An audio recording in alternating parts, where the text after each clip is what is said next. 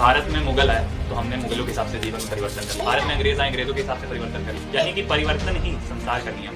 Slogan ने और line या थॉट तो ये होनी चाहिए कि परिवर्तन ही भारत का नियम। बचपन में उनको उनके शिक्षक ने, उनके गुरु ने एक कहानी सुनाई, चिड़िया किस प्रकार से उड़ती है। इतना इंटरेस्ट उस जीवन मिला कि बस इतने के लिए छोटी सी चीज ना मिली हार माने कि जो तुम्हें नहीं मिला हो सकता है उससे बड़ा तुमको कुछ मिलना लिखा हो। परिवर्तन का मतलब पता है क्या? मॉडर्न जमाना है, सब कार से चल रहे हैं। हमारे बाबा 82 साल के हो, अपनी साइकिल से चल रहे हैं, हार्ट के पेशेंट हैं। परिवर्तन का बहुत ही ज्यादा गलत अर्थ है। The change which nature makes. Gandhi ji को देखिए, लॉयर बने गए, कोई स्वतंत्रता सेनानी बनने थोड़ी ना कहते हैं। मुझे तो परिवर्तन ये तो नकल दिख रही है। काहे के भैया मीडिया का साथ चला, अरे उनके वेदर के हिसाब से वो सुटेबल है, भारत में सुटेबल नहीं है। वो कोट पैंट के बिना नहीं रह सकते। यहाँ क्या जरूरत है गर्मी में कोट पैंट ड्रेस के? बताओ क्या हो सकता है गर्मी में हटाई यहाँ कोट पैंट। भारत में मुगल आए तो हमने मुगलों के हिसाब से जीवन में परिवर्तन कर लिया, दिनचर्या में परिवर्तन कर लिया। भारत में अंग्रेज आए अंग्रेजों के हिसाब से परिवर्तन कर लिया। ऐसे ही अन्य इन्वेडर्स भारत में आते रहे, हम अपना जीवन परिवर्तित करते रहे। यानी कि परिवर्तन ही संसार का नियम है। स्लोगन और लाइन या थॉट तो ये होनी चाहिए कि परिवर्तन ही भारत का नियम है। तो आगे इस विषय में बात करें, एक कहानी से शुरू करूंगा कि अब्दुल कलाम हमारे देश के बहुत बड़े साइंटिस्ट और बहुत बड़े एक हमारे यशस्वी प्रेसिडेंट रहे। तो उन्होंने बचपन में उनको उनके शिक्षक ने, उनके गुरु ने एक कहानी सुनाई जिसमें उन्होंने बताया कि चिड़िया किस प्रकार से उड़ती है। इतना इंटरेस्ट उनको आया इस चीज़ में कि उन्होंने ये सपना उनका बन गया कि हम भी एक दिन उड़ेंगे, उड़ के दिखाएंगे। तो अब धीरे धीरे छोटा बच्चा है, उसके अंदर ये विचार आया, फिर धीरे धीरे बढ़ता चला गया विचार। फिर एक समय उन्होंने एरोनॉटिकल इंजीनियरिंग की, फिर सपना अभी भी वही, एम वही था। फिर धीरे धीरे जब उड़ने के विचार आया तो सोच के और समाज से, देश से, सब जानबूझ के पता चला कि एयरफोर्स के द्वारा ही ये हमारा जो है एम जो है संभव। तो फिर उन्होंने ये सोचा अब एयरफोर्स में जाना है, एयरफोर्स में जाना है। तो फिर धीरे धीरे क्या हुआ कि इंटरव्यूज वगैरह होने चालू।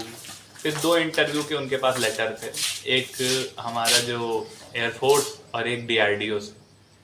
तो वो गए इंटरव्यू देने के लिए, बहुत गरीब हालातों में पढ़े हुए थे। तो वो इंटरव्यू देने के लिए गए तो वहाँ पे क्या हुआ कि 11 लोग थे, जहाँ तक मैंने सुना है, एग्जैक्ट कंफर्म नहीं, लेकिन हाँ 11 लोग शायद थे। और 11 लोग में 11वीं स्थानीय थे, मतलब इनका एयरफोर्स में सिलेक्शन नहीं हो पाया। अब बहुत व्याकुल हो गए, बहुत परेशान हो गए। इन्होंने सोचा अब तो मेरे जीवन में कुछ बचा ही नहीं, जो मेरा एम था, जो मेरा सपना था, वो पूरा ही नहीं हो पाया। फिर इसके बाद ये ऋषिकेश में, रास्ते में ही, दिल्ली में इनका DRDO का इंटरव्यू था, तो रास्ते में जाते हुए ऋषिकेश में इन्होंने सोचा कि अब मैं अपने प्राण त्याग दूंगा, सुसाइड करने का। फिर क्या हुआ कि उनके एक वहाँ पे स्वामी शिवानंद, अगर मैं गलत ना हूँ तो स्वामी शिवानंद थे, वो मिले और उन्होंने इनको रोक लिया सुसाइड कर। उन्होंने बोला कि जीवन में हमको मनुष्य जीवन मिला है क्या बस इतने के लिए कि एक छोटी सी चीज ना मिली हम हार मान जाए, फिर औरों में हम में क्या फर्क रह गया। उन्होंने फिर इनको समझाया कि जो तुम्हें नहीं मिला हो सकता है उससे बड़ा तुमको कुछ मिलना लिखा हो जीवन में। फिर धीरे धीरे हम सब जानते हैं कि वो आगे चल के क्या कितने बड़े साइंटिस्ट बने, देश का कितना भला किया, अमेरिका के कितने बड़े बड़े ऑफरों को उन्होंने ठुकरा दिया। फिर एक समय ऐसा भी आया जब प्रेसिडेंट वो बने तो उन्होंने, उनका ये सपना भी पूरा हुआ। तो पूरी उनकी कहानी है, आप YouTube वगैरह पे ये सब चीज़ें देख सकते हैं। मेरा जो उद्देश्य था इस कहानी को बताने का ये कि परिवर्तन ही प्रकृति का या संसार का नियम, लेकिन उस परिवर्तन को हम बहुत गलत वे में समझ रहे हैं। परिवर्तन का हम मतलब पता है क्या समझ रहे हैं? मॉडर्न जमाना आ गया, सब कार से चल रहे हैं, हम साइकिल से क्यों चले? आप मानेंगे नहीं, अब हम लोग तो उस लायक नहीं है कि हमारे बाबा 82 साल के हो गए, अब भी साइकिल से चल रहे हैं, हार्ट के पेशेंट हैं, लेकिन अभी भी वही हस्तता पुष्टता और अभी भी आवाज़ में तेज। सब छोड़िए पूज्य प्रेमानंद जी महाराज, अब तो थोड़ी सुख सुविधा में है, पहले क्या सुविधा थी? तो हम परिवर्तन का मतलब पता है क्या समझ रहे हैं? जैसा देश वैसा भेष वाला सीन समझ रहे हैं। अब जैसा देश वैसा भेष में तो ये भी आ गया कि अगर जिस देश में गए जहाँ मांसाहार ही होता है, कुछ शाकाहारी नहीं मिला तो मांसाहार चालू कर दिया। ये परिवर्तन समझ रहे हैं आजकल। ये हम परिवर्तन समझ रहे हैं कि सब फ्रिज का खाना खाएं, हम भी फ्रिज का खाएं, नहीं मॉडर्न नहीं दिखेंगे। सब पार्टीज में जा रहे हैं, पफ क्लब में जा रहे हैं, तो हम मॉडर्न नहीं दिखेंगे, हमारे में परिवर्तन नहीं दिखेगा। ये परिवर्तन कहाँ हुआ? मुझे तो ये परिवर्तन नहीं, ये तो नकल दिख रही है मुझे, है ना? इस बारे में विचार करिए, परिवर्तन कहाँ है? ये तो नकल है, भेड़िया दसान चल रही है। काहे लिए भैया भेड़िया दसान चला रहे हो? जिस चीज में स्वस्थ रह रहे हो, जिस चीज में फायदा मिल रहा है शरीर को, मन को, जिस संतुष्टि मिल रही है, वो करना चाहिए ना। ये भेड़िया दसान चलाने की क्या आवश्यकता है भारत में? है वो कुछ दे के गया, वेस्ट वाले कुछ कपड़ा दे के गया, वेस्ट वाला कपड़ा अपना लिया। कोई कुछ संस्कृति दे के चला गया है, कोई सिंगिंग दे के चला गया किसी टाइप की, अलग टाइप की, तो वो सिंगिंग अपना रहे हो। अरे उनके वेदर के हिसाब से वो सूटेबल है, भारत में सूटेबल नहीं है वो चीजें जो अपना के बैठे हुए हैं।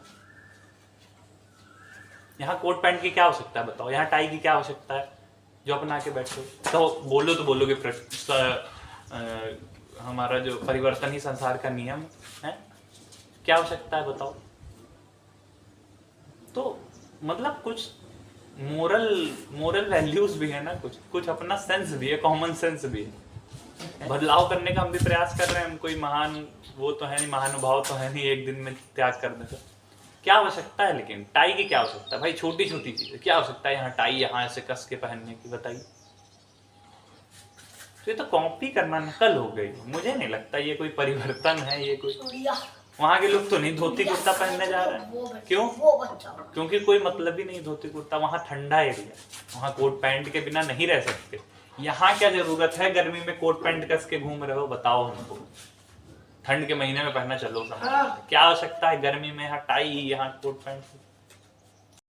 परिवर्तन का बहुत ही ज्यादा गलत अर्थ हम समझ चुके हैं आज के समय में। परिवर्तन का सिर्फ इतना अर्थ है प्राकृतिक परिवर्तन, जो परिवर्तन प्रकृति आप में ला रही, यानी आप ईश्वर के भरोसे हो जाए, उस परमात्मा के भरोसे हो जाए, या जिसको भी आप सुपर पावर मान रहे हैं उसके भरोसे हो जाए, वो जो आप में परिवर्तन लाए वो असल परिवर्तन। ये परिवर्तन जो हम स्वयं ला रहे हैं, मैन मेड परिवर्तन नहीं। ये जो थॉट बोला गया है मैन मेड परिवर्तन के लिए नहीं बोला गया है। This thought is just for the natural change, the change which nature makes in us. उन्होंने ईश्वर का भरोसा रख लिया कि जो हमें मिला है हम उसको लेके आगे बढ़ेंगे, बाकी जो जाने। भगवान श्री कृष्ण गीता में क्या करे? गीता जो है, इसीलिए मैं बोलता हूँ आप किस धर्म के ये ना देखिए। गीता को एक मतलब एक कैसे वर्णन करूं, गीता को एक समझ लीजिए जीवन का मैनुअल है। वो समझ के आप पढ़िए किस धर्म के उससे मतलब, कितने देशों में पढ़ाई जा रही गीता। इसीलिए आजकल देश बढ़ रहे हैं, हमारा जो भारत है वो पीछे होता जा रहा है। परिवर्तन का सिर्फ इतना अर्थ है, भगवान भी गीता में यही कह रहे हैं कि कर्म करो, फल की इच्छा ना करो। यानी कर्म करो, उसमें कोई तुम परिवर्तन नहीं कर रहे हो। This is not the change made by you. Change nature बनाया आपने, ईश्वर बनाया, जो सुपर पावर है, जो परमात्मा है, वो आप में चेंज है। तो परिवर्तन ही संसार का नियम है, संसार का नियम है, प्रकृति का नियम है। मैन मेड नहीं नियम है ये, इंसान का नियम नहीं। इंसान में प्रकृति स्वयं चेंज लाया। अब्दुल कलाम के जीवन में प्रकृति ने स्वयं चेंज लाया। वो एयरफोर्स में नहीं सिलेक्ट हो पाया। प्रकृति ने कहा तुमने जो जीवन में अपना एक्सपीरियंस लिया, जिस चीज को तुमने पढ़ा है, उस चीज के बल पे हम तुमको कुछ बना देंगे, तुम अपना काम करते रहो, उसमें चेंज नहीं लाना है। तो परिवर्तन का बहुत गलत अर्थ हम समझे हुए, यही बस मैं समझाना चाह रहा था। राजीव दीक्षित जी, क्या वो तो इंजीनियरिंग कर रहे थे, अच्छी खासी पढ़ाई की उन्होंने, पीएचडी की, कहाँ से, चाहते अच्छा खासा जॉब करते, सब करते, लेकिन देश ने, प्रकृति ने, संसार ने चाहा कि नहीं, तुम एक रिवॉल्यूशनरी बनोगे, तुम देश के लिए कुछ करोगे, देश के लिए बलिदान दोगे, देश के लोगों को सुधारोगे। इसीलिए मैं कहता हूँ आजकल सब युवा से कि श्रीमान राजीव दीक्षित जी को सुनना बहुत आवश्यक है आपके, अवश्य उनको सुने। तो मेन मुद्दा यहाँ क्या था कि परिवर्तन प्रकृति ने लाया। कितने भी महान लोग हैं, देखिए गांधी जी को देखिए, लॉयर बनने गए थे वो कोई स्वतंत्रता सेनानी बनने थोड़ी ना गए थे, लंदन पढ़ाई करने गए थे, लॉयर बन गए। अच्छा खासा शुरू से उनकी इनकम अच्छी पिताजी की भी थी, अच्छा खासा कुछ जीवन में कर लिया होता उन्होंने, और आवश्यकता ना पड़ती है सब करने, सब त्याग के संत की तरह देश की सेवा की। तो परिवर्तन खुद नहीं लाने का प्रयास किया उन्होंने अपने जीवन में, प्रकृति बना देगी। आप अपना कर्म ईमानदारी से करिए, किसी को लूटिए नहीं, किसी के साथ गलत ना करिए, धर्म पे चलिए, परिवर्तन स्वयं प्रकृति आपके अंदर लाए। हमने भी कभी नहीं सोचा था कि हम ऐसी बातें कर पाएंगे कभी। हमारी माता पिता का रोल कुछ अपने अंदर आचरण में लाने का प्रयास तो कर रहे हैं, कर तो पा नहीं रहे। हम इतने अभी महान नहीं है कि कुछ अपने जीवन में ला पाए, लेकिन प्रयास कर रहे हैं।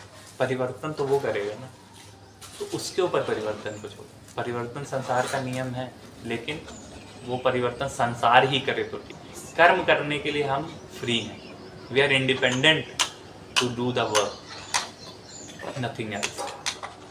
तो आज का वीडियो यहीं पे समाप्त करूँगा। उससे पहले बस यही कहूँगा कि ईश्वर पे भरोसा करें, अपना कर्म करें। और परिवर्तन का ये अर्थ नहीं है सब लोग टीवी देख रहे हैं हम भी देखेंगे, सब लोग फ्रिज का पानी पी रहे हैं हम भी पियेंगे, सब कोल्ड ड्रिंक पी रहे हैं हम भी पियेंगे, सब नकली चीज़ें खा रहे हैं, उल्टी सीधे पामोलिन वाली चीज़ें खा रहे हैं हम भी खाएंगे ना।